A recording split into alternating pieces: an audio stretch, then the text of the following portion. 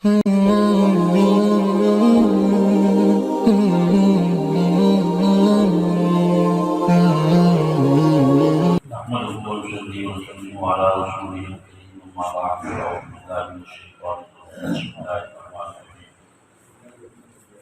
غَدَوْتَ مِنْ أَهْلِكَ تُبَوِّئُ الْمُؤْمِنِينَ مَقَاعِدَ لِلْقِتَالِ۔ اور قابل یاد ہے وہ جب آپ صبح کے وقت اپنے گھر سے نکلے اور ایمان والوں کو جنگ کی جگہوں کی نشاندہی کر رہے تھے۔ اللہ سمیع علیم، اللہ سنتا ہے، جانتا ہے۔ اذ ہمت طائفتان منکم ان تفشلا، جس وقت تم میں سے دو گروہوں نے ہمت ہار دی، واللہ ولیہما، تو اللہ ہی ان کا مددگار تھا، وعلی اللہ فلیتوکل المؤمنون، اللہ پر ہی ایمان والوں کو بھروسہ رکھنا چاہیے۔ وَلَقَدْ نَصَرَكُمُ اللَّهُ بِبَدْرٍ وَأَنْتُمْ أَذِلَّةٌ، تم بدر میں کمزور تھے، اللہ نے تمہاری مدد فرمائی۔ فَاتَّقُوا اللَّهَ لَعَلَّكُمْ تَشْكُرُونَ، اللہ سے ڈرتے رہو تاکہ تم شکر گزار بنو۔ اذ تقول للمؤمنین ألن يكفيكم أن يمدكم ربكم بثلاثة آلاف من الملائكة منزلين، جب آپ ایمان والوں سے فرما رہے تھے کیا تمہارے لیے یہ کافی نہیں ہے کہ تمہارا پروردگار آسمان سے اترنے والے 3000 فرشتوں کے ذریعے تمہاری مدد فرمائے۔ بلا ان تصویروں میں تتقون، بلکہ اگر تم صبر کرو تو اللہ سے ڈرتے رہو، یا توکم من قولہم ھذا، تو اس کے فوری بات تمہارے پاس آئے گی، یمددکم ربکم، تمہارے رب کی مدد بخمسۃ آلاف من الملائکۃ مسومین، نشان زدہ 5000 فرشتوں کے حوالے سے۔ وما جعلہ اللہ الا بشریٰ لکم، اللہ تعالیٰ نے اس کو تمہارے لیے خوشخبری بنایا، وَلِتَطْمَئِنَّ قُلُوبُكُم بِهِ، تاکہ اس سے تمہارے دل مطمئن ہو جائیں۔ وَمَا النَّصْرُ إِلَّا مِنْ عِندِ اللَّهِ الْعَزِيزِ الْحَكِيمِ، مدد اللہ کی طرف سے ہوتی ہے جو غالب ہے، حکمت والا ہے۔ لِيَقْطَعَ طَرَفًا مِنَ الَّذِينَ كَفَرُوا، تاکہ اللہ تعالیٰ کافروں کے ایک حصے کو کاٹ دے، أَوْ يَكْبِتَهُمْ فَيَنْقَلِبُوا خَائِبِينَ، اور ان کے مقدر میں شکست لکھ دے اور وہ ذلیل ہو کر واپس ہو جائے۔ لَيْسَ لَكَ مِنَ الْأَمْرِ شَيْءٌ أَوْ يَتُوبَ عَلَيْهِمْ أَوْ يُعَذِّبَهُمْ فَإِنَّهُمْ ظَالِمُونَ، آپ کا اس میں اختیار نہیں ہے کہ اللہ ان کی توبہ کو قبول کرے یا انہیں سزا دے، وہ ظالم ہیں۔ وَلِلَّهِ مَا فِي السَّمَاوَاتِ وَمَا فِي الْأَرْضِ، اللہ یہ کا ہے جو آسمان زمین میں ہے، يَغْفِرُ لِمَن يَشَاءُ وَيُعَذِّبُ مَن يَشَاءُ، معاف کرتا ہے جسے چاہتا ہے، سزا دیتا ہے جسے چاہتا ہے، واللہ غفور رحیم، اللہ معاف کرنے والا مہربان ہے۔ دو جنگوں کا احوال اس میں بیان ہو رہا ہے۔ غزوہ احد اصل میں غزوہ بدر کا رد عمل ہے۔ احد بھی ایک پہاڑ ہے، بدر بھی ایک پہاڑ ہے، اور ان دونوں پہاڑوں کے دامن میں جو جنگیں لڑی گئی ہیں اس حوالے سے انہیں جنگ بدر، جنگ احد میں، اور عربی میں جس جنگ میں حضور صلی اللہ علیہ وسلم نے کمانڈر ان چیف کے حوالے سے خود شرکت فرمائی ہو، خود فوج کی کمان کی، اس کو غزوہ کہتے ہیں، اور جس میں آپ نے اپنا نمائندہ کسی کو بلا کر بھیجا ہو، خود تشریف نہ لے گئے ہو، اسے سریہ کہتے ہیں، سین کے ساتھ۔ تو یہ بدر بھی غزوہ ہے اور احد بھی غزوہ ہے۔ تو احد میں حضور صلی اللہ علیہ وسلم کو اطلاع ملی کہ 3000 کا کافروں کا لشکر وہ مدینہ منورہ پر حملہ ہو رہا ہے۔ آپ صلی اللہ علیہ وسلم نے مشورہ کیا صحابہ کرام سے کہ شہر میں رہ کر شہر کا دفاع کیا جائے یا اقدامی جہاد جب شہر سے باہر نکل کر ان کا مقابلہ کیا۔ تو کیا یہ پایا کہ بہت پہاڑ کے دامن میں رہ کر یہ جنگ لڑی، شہر سے نکل کر۔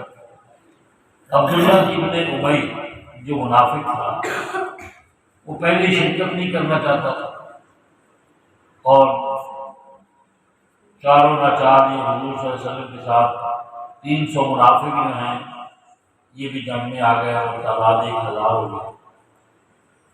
اب جب حضور صلی اللہ علیہ وسلم نے شہر سے باہر لڑنے کا اعلان فرمایا تو یہ 300 تیر اندازوں کو یہ کہہ کر اس نے مسلمانوں کے لشکر سے علیحدہ کر دیا کہ ہم تو شہر کے اندر رہ کر جہاد کر سکتے ہیں، شہر سے نکل کر جہاد نہیں کر سکتے۔ تو 300 نکل گئے، پیچھے کتنے رہ گئے؟ 700 رہ گئے۔ اب جب 700 رہ گئے تو ان میں سے 2 قبیلے تھے مسلمانوں کے، بنو حارثہ اور بنو سلمہ۔ یہ کہنے لگے 3000 آدمی کو 700 کیسے مقابلہ کریں؟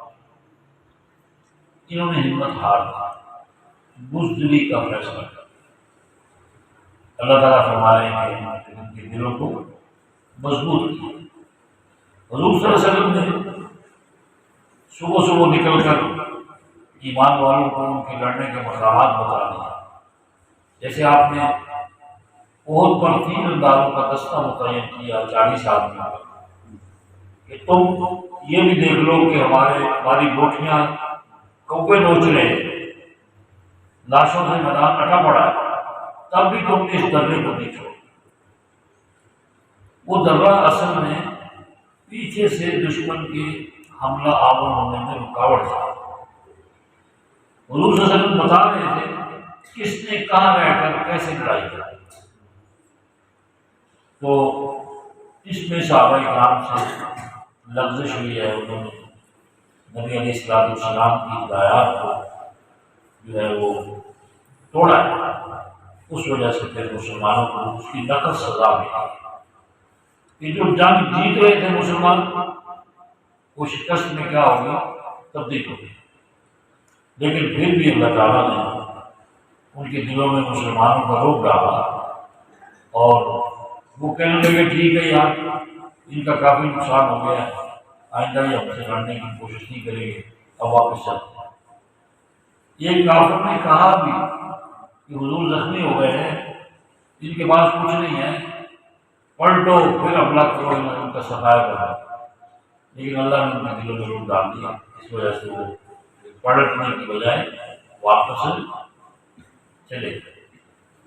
اس سے پہلے جو بدر کی جنگ ہوئی تھی اس کا بھی اللہ ذکر کرتا ہے۔ اس وقت ان کی تعداد 1000 تھی اور اس وقت تمہاری تعداد 313 تھی۔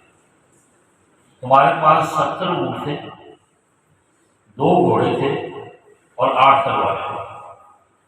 اس سے تم نے جنگ بدر لڑی۔ یعنی جتنے سپاہی ہیں ان سپاہیوں کے حوالے سے بھی نہ سواریاں پوری ہیں نہ ہتھیار پورے۔ تو اس وقت میں حضور صلی اللہ علیہ وسلم نے جو ان کے لیے چھپر بنایا گیا تھا جس میں حضرت ابوبکر صدیق بھی تھے، آپ نے صحابہ سے فرمایا کہ سو جاؤ، سب سو جاؤ۔ رات کو سو گئے، اللہ کا نبی جاگ رہا ہے اور صدیق کے اوپر جاگ رہا ہے۔ ساری رات مصطفیٰ کریم کی روتے ہوئے اور صحابہ کرام کی سوتے ہوئے، اور اللہ تعالیٰ سے حضوری فرمانے اللہم حلق حاضی و حساب لاکھوں مت خدا، یا اللہ یہ محمد کی کل کمائی ہے 300، اگر یہ بھی ہلاک ہو گئے تو پھر زمین میں تیری عبادت کرنے والا کون رہے گا؟ کون ہے جو لا الہ الا اللہ کی بات کہے اور تیری ناموس کی جنگیں لڑے؟ تو میں مصطفیٰ یہ کہتا ہوں اے اللہ انہم وغات فالبس، اللہ یہ ننگے ہیں ان کو پہنا رہے ہیں، یہ بھوکے ہیں تو اشبع ان کو کھلا دے، ان کو مالا مال کر دے۔ ہمارے پاس ہے ہی کچھ نہیں، 70 گھوڑے ہیں، 70 اونٹ ہیں، 8 تلواریں ہیں، 8 تلواریں دیکھیں آپ کہ 1000 کے مقابلے میں 120 آدمیوں پر ایک تلوار آتی ہے، 120 آدمیوں کے مقابلے میں ایک تلوار آتی ہے۔ انہوں نے فرمایا کہ پریشان ہونے کی ضرورت نہیں۔ حضور نے جب اللہ سے دلی آزادی کی ہے تو اللہ نے جبرائیل کو بھیجا ہے، صدیق اکبر اس سجدے میں چمٹ گئے جو انہوں نے فرمایا یا رسول اللہ بس کیجیے، اب اللہ کی مدد کو آنے سے کوئی نہیں روک سکتا۔ تو یہ صدیق ہے جو سجدے میں نبی سے کھیلا ہے، جیسے حسین سجدے میں حضور سے کھیلے ہیں نا، ایسے صدیق بھی نبی سے سجدے میں کھیلا ہے۔ اور اتنا مالدار ہے، بار بار حضور کی چادر آپ کے کندھوں سے گر رہی تھی اور آپ اللہ کی مدد کو پکار رہے تھے، تو اللہ تعالیٰ نے جب آپ کو بشارت دی تو آپ نے سجدے سے سر اٹھایا، آپ نے فرمایا کہ ابو بکر ھذا جبرائیل، یہ جبرائیل ہے، تجھے اور مجھے اللہ کا سلام دینا ہے اور یہ خوشخبری سنا رہا ہے، سیہزم الجمع ویولون الدبر، ان قریب کافروں کی جمعیت ان کی تعداد منتشر ہو جائے گی اور یہ پیٹ پھیر کر بات ہے۔ اور ساتھ ہی اس نے جو قرآن کریم کی ہے آپ سنائی، اللہ کے معبود آپ فکر نہ کریں، اللہ تعالیٰ نے آپ کی فتح کا اعلان کر دیا ہے۔ اور حضور پھر ایمان والوں سے فرما رہے تھے اللہ کیا تمہارے لیے یہ کافی نہیں ہے کہ آسمانوں کے 3000 فرشتے تمہاری قیادت اور سیادت میں کافروں سے لڑے؟ اللہ کا 3000 فرشتوں کا لشکر کافروں سے لڑے۔ پھر خبر آئی کہ قرظ بن جابر بہت بڑا کافر کا جرنیل تھا کہ وہ مشرکین کی مدد کے لیے وہ بھی ساتھ ہو کے آ رہا ہے، وہ بھی ساتھ ہو کے آ رہا ہے۔ اب تو ان کی اوسان اور ختم ہو گئے، تو ہزاروں کو لشکر لے کے آ رہے ہیں۔ تو انہوں نے فرمایا کہ دیکھو اگر تم صبر کرو اور تقوی اور پرہیزگاری اختیار کرو وَيَأْتُوكُم مِّن فَوْرِهِمْ هَٰذَا يَمْدِدْكُمْ رَبُّكُم بِخَمْسَةِ آلَافٍ مِّنَ الْمَلَائِكَةِ مُسَوِّمِينَ، ہم ان 3000 کے علاوہ 5000 فرشتے اور بھی جو نشان زدہ ہوں گے، نمایاں ہوں گے، وہ تمہاری مدد کے لیے آسمانوں سے اتاریں گے۔ 8000 کا لشکر اللہ نے وعدہ کیا۔ تو میں یہ اللہ تعالیٰ نے ہمیں اس لیے خوشخبری دی ہے تاکہ تمہارے دل مطمئن ہوں، اور یاد رکھو مدد صرف اللہ کرتا ہے، اللہ کا غیر نہیں۔ اللہ کرے یہ یقین مسلمانوں کو بھی آتا ہے، وَمَن نَّصْرُ إِلَّا مِنْ عِندِ اللَّهِ الْعَزِيزِ الْحَكِيمِ، کہ مدد صرف اللہ کی طرف سے ہوتی ہے جو غالب ہے، حکمت والا ہے۔ یہ رسول اللہ سے بھی کہا جا رہا ہے اور حضرت رسول کے پیروکار جو ہیں ان کو بھی کہا جا رہا ہے، ایاک نعبد و ایاک نستعین، ہم صرف تیری بات کرتے ہیں، صرف تجھی سے مدد مانگتے ہیں۔ اللہم ایاک نعبد و لک نصلی، ہم عبادت بھی اللہ کی کرتے ہیں اور نماز بھی صرف اسی کی پڑھتے ہیں۔ اللہم انا نستعینک، ہم مدد بھی کس سے مانگتے ہیں؟ صرف اللہ سے مانگتے ہیں۔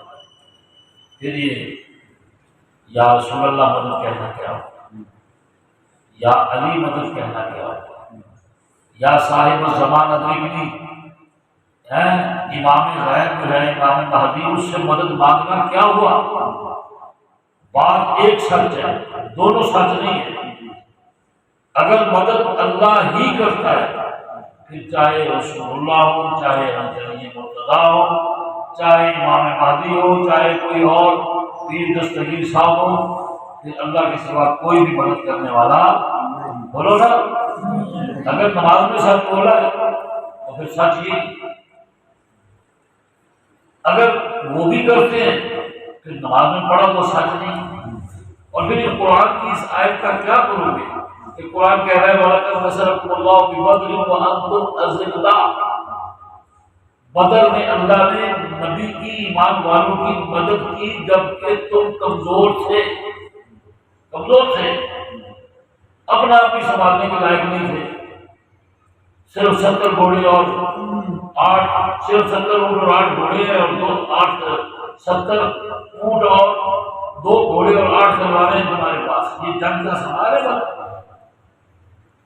وَمَن نَّصْرُ إِلَّا بِإِذْنِ اللَّهِ الْعَزِيزِ الْحَكِيمِ، اللہ نے 8000 فرشتے اہل ایمان کی مدد کو، اس لیے اقبال کہتے ہیں نا کہ تو مرد میدان تو میر لشکر، نوری حضوری ہے تیرے سپاہی، کچھ قدر تو نے اپنی نہ جانی، یہ کم نگاہی، یہ بے سوادی، یہ کم نگاہی، فرشتوں سے بڑھ کر ہے انسان بننا، مگر اس میں ہوتی ہے محنت۔ اللہ تعالیٰ نے نور کو بھیجا ہے کہ جاؤ بشر کی قیادت میں کافر کا مقابلہ، افضل کون ہوا؟ نور ہوا کہ بشر ہوا؟ جس کی مدد کے لیے اللہ آسمانوں سے فرشتے اتار رہا ہے، تو جس کی مدد کے لیے اتارے جا رہے ہیں وہ افضل ہے، جس کو کمک پہنچائی جا رہی ہے یہ کمک ہے۔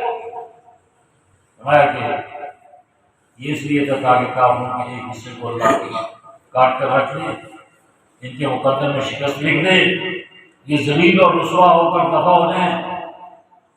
فرمایا کہ حضور صلی اللہ علیہ وسلم نے جنگ احد میں آپ کو چوٹیں آئی ہیں، کافروں کے کھودے اور پیڑوں میں گرے، آپ کے دندان مبارک شہید ہوئے، سر مبارک سامنے ہوئے، تو نبی علیہ السلام کی زبان سے یہ الفاظ نکلے کہ وہ لوگ، وہ قوم کیسے فلاح پا سکتی ہے، وہ قوم کیسے فلاح پا سکتی ہے، کیسے کامیاب ہو سکتی ہے کہ ان کا نبی ان کو اللہ کی طرف بلا رہا ہو اور وہ اس کے ساتھ جنگ کر رہی، وہ قوم اس کے ساتھ جنگ کر رہی۔